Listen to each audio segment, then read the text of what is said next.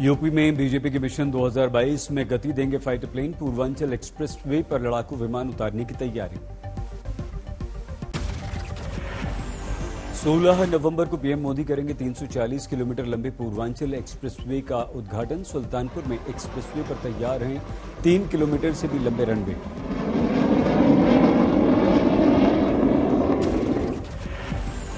सुल्तानपुर पहुंचे सीएम योगी। लड़ाकू विमानों की रिहर्सल का लिया जायजा। रिहर्सल देखने जुड़ी भारी भीड़। पूर्वांचल एक्सप्रेसवे पर उद्घाटन के समय जगुआर, राफेल, सुखोई जैसे लड़ाकू विमानों ने दिखाया अपनी करतब।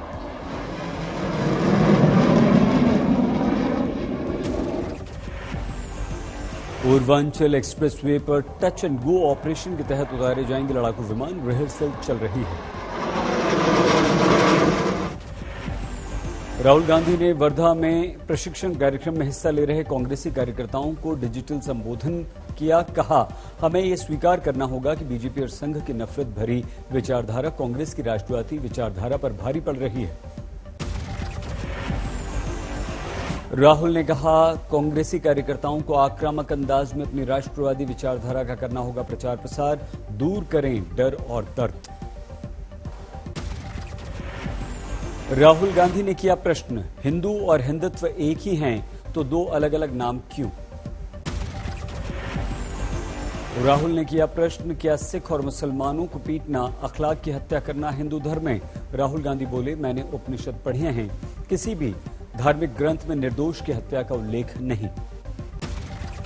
आज के हिंदुस्तान में बीजेपी आरएसएस ने नफरत फैला दिया है। यूपी के कासगंज में पुलिस थाने में युवक की मौत पर राजनीति गर्म। इस बीच सामने आया वीडियो। थाने में टोटी पर फंदे से लटका दिख रहा है युवक का शव। कासगंज के पुलिस थाने में मृत पाए गए युवक की पोस्टमार्टम रिपोर्ट आई सामने। फंदा लगने से मौत का उल्लेख। कासगंज केस में मजिस्ट्रेट जांच के आदेश। अब तक 5 पुलिसकर्मी निलंबित, 2 लाइन हाजिर। पीड़ित परिवार से मिलने आज कासगंज जा सकती हैं प्रियंका गांधी। आज तक से बोली प्रियंका, कांग्रेस का प्रतिनिधिमंडल गया है, रिपोर्ट आने के बाद कुछ कहूंगी। एआईएमआईएम अध्यक्ष असदुद्दीन ओवैसी ने मुरादाबाद के रैली में कासगंज में थाने में युवक की मौत का उठाया मुद्दा। गोरखपुर के व्यापारी हत्याकांड से की तुलना। यूपी पुलिस को बताया शैतान की औलाद। ओवैसी ने युवक की मौत पर सीएम योगी और समाजवादी पार्टी से किए प्रश्न। व्यापारी के परिजनों को मिले मुआवजे का दिया हवाला। कहा, युवक के परिजनों से वो व्यवहार क्यों नहीं? मुसलमान मरता है तो कोई आवाज नहीं उठती है। क्या मेरे खून की अहमियत नहीं है? क्या मेरे नौजवान की जिंदगी की कीमत नहीं है? ओवैसी ने अखिलेश पर किए करारे वार। अखिलेश को जिन्ना की तरफदारी वाले बयान पर दी नसीहत। जिन्ना को भारत तोड़ने वाला और बंटवारे का जिम्मेदार बताया। ओवैसी ने संघ की पोशाक पर कसा व्यंग्य। कहा, हमें न सिखाएं सबक, आजादी की लड़ाई के समय नहीं पैदा हुआ था संघ। कासगंज में पीड़ित परिवार से मिले कांग्रेस के नेता सलमान खुर्शीद। कानूनी कार्रवाई का विश्वास दिया। बोले, हाईकोर्ट से लेकर सुप्रीम कोर्ट तक करूंगा न्याय की गुहार। बीजेपी नेता अमित मालवीय ने राशिद अल्वी के बयान को दिया ट्विस्ट। राशिद अल्वी पर लगाया आरोप, जय श्री राम बोलने वालों को बता रहे हैं निशाचर। ट्वीट किया अल्वी का आधा बयान। जय श्री राम का नारा लगाते हैं वो सब मुनि नहीं, वो निश्चय हैं। राशिद अल्वी ने बीजेपी पर आधा अधूरा बयान प्रचारित करने का लगाया आरोप। कहा, मैंने देश में राम राज्य की हिमायत की। साथ ही कहा, कुछ लोग जय श्री राम का नारा लगाकर करते हैं गुमराह, ऐसे लोगों से रहना होगा सावधान। भारत के अंदर राम राज्य होना चाहिए, लेकिन राम राज्य कैसा होगा? राम राज्य में नफरत की कोई जगह नहीं होगी। गाजियाबाद पुलिस की गो तस्करों से मुठभेड़ पर सवाल। मुठभेड़ में 7 गौ तस्करों को पैर में करीब एक ही जगह पर लगी गोली से उपजा शक। यूपी के हाथरस में पुलिस ने गोकशी के 6 आरोपियों को गिरफ्तार किया। तलाशी में धारदार हथियार मिले। प्रतापगढ़ में एक शिक्षक पर छात्र की पिटाई का आरोप। परिजनों ने शिक्षक से मांगी टीसी तो नाराज शिक्षक ने छात्र को पीट दिया और लिख दिया अपराधी। आज 2 दिन के दौरे पर वाराणसी जा रहे हैं केंद्रीय गृह मंत्री अमित शाह। पार्टी पदाधिकारियों के साथ बैठक करेंगे। 2022 के लिए संगठन की सबसे बड़ी बैठक को संबोधित करेंगे अमित शाह। नई रणनीति पर होगा मंथन। आजादी पर कंगना रनौत के विवादित बयान पर गर्मा गई राजनीति। कांग्रेस ने राष्ट्रपति को लिखी चिट्ठी। आजादी पर कंगना के विवादित बयान के बाद एनसीपी के नेता और मंत्री नवाब मलिक की गिरफ्तारी की मांग। कहा कंगना से वापस लिया जाए पद्मश्री। राजस्थान में कैबिनेट विस्तार को लेकर सरगर्मी जारी। आज सोनिया से मिले सचिन पायलट। पीएम मोदी ने लॉन्च किया आरबीआई की 2 योजनाएं, खुदरा प्रत्यक्ष योजना और एकीकृत लोकपाल योजना की शुरुआत। पीएम ने कहा छोटे निवेशकों को आज की स्कीम से होगा लाभ। निवेशक सरकारी योजनाओं में कर सकेंगे निवेश। जम्मू कश्मीर में आतंकवादियों से सुरक्षा बलों की मुठभेड़। श्रीनगर और कुलगाम में हुई मुठभेड़ में 3 आतंकवादी मारे गए। कुलगाम में मुठभेड़ के दौरान 2 आतंकवादियों को ढेर किया गया। मारे गए आतंकवादियों में हिजबुल कमांडर सिराज मौलवी शामिल। आतंकी मुठभेड़ के दौरान मारा गया आत्मघाती हमलावर। सुरक्षा बलों ने आतंकवादी आमिर रियाज को किया ढेर। पश्चिम बंगाल के कूच बिहार में गौ तस्करों से बीएसएफ की मुठभेड़। 3 गौ तस्कर मारे गए।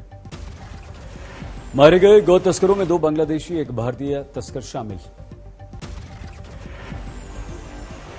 सोनीपत में निशा हत्याकांड का मुख्य आरोपी पवन साथी सचिन के साथ गिरफ्तार। दिल्ली पुलिस की स्पेशल सेल ने दिल्ली के द्वारका से गिरफ्तार किया।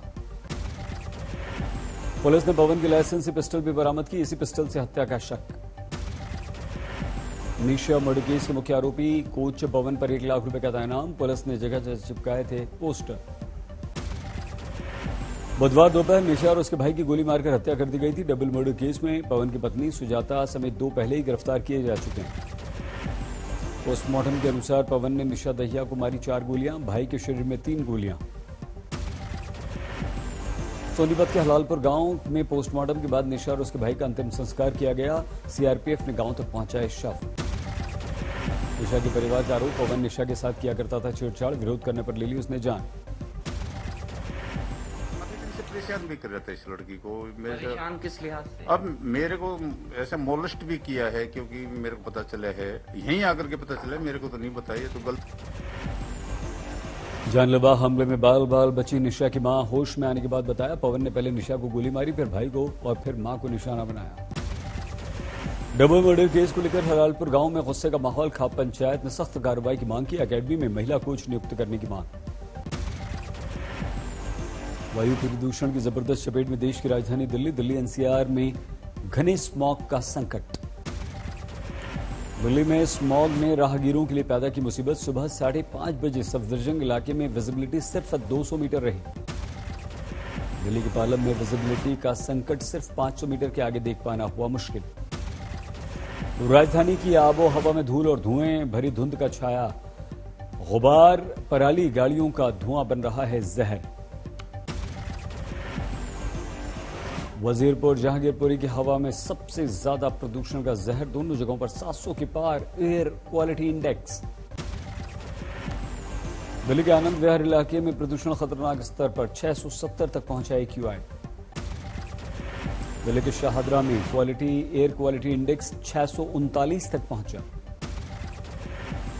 दिल्ली के केजी मार्ग इलाके में घना कोहरा। बेहद कम रही दृश्यता। जबरदस्त पोल्यूशन। दिल्ली के कनॉट प्लेस और अक्षरधाम इलाके में लोगों को धुंध का करना पड़ा सामना। जबरदस्त पोल्यूशन। दिल्ली से सटे नोएडा में प्रदूषण का साफ असर। एयर क्वालिटी इंडेक्स पहुंचा 545 के पार। राजस्थान के अलवर में फर्राटा भरती स्कॉर्पियो कार में लगी आग। ड्राइवर घायल। ड्राइवर और स्कॉर्पियो सवार ने कूदकर बचाई मुश्किल से अपनी जान।